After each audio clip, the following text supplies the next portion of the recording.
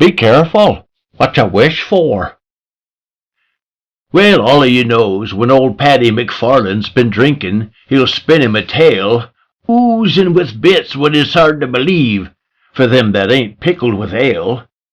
But last Friday evening he threw out a whopper that brung him up close to a liar, by claiming the beer after beer he were downing was needed for dousing a fire, burning away in his heart for the filly he'd wanted for most of his life.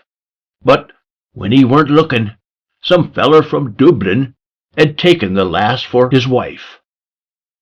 Well, all of us know that the gal he was meaning would never have taken his hand.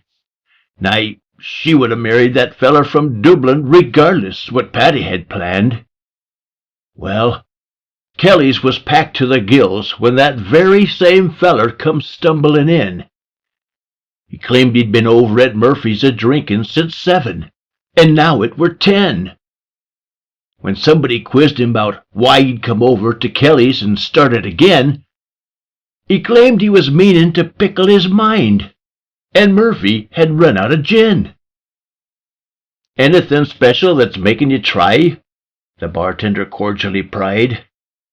My life, he replied, has been going to shite since the day that I took me a bride.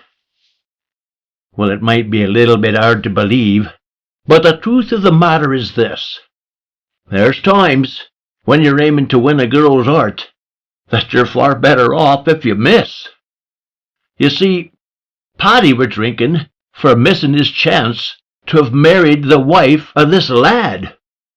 And the lad were a-doing the very same thing, regretting the fact that he had.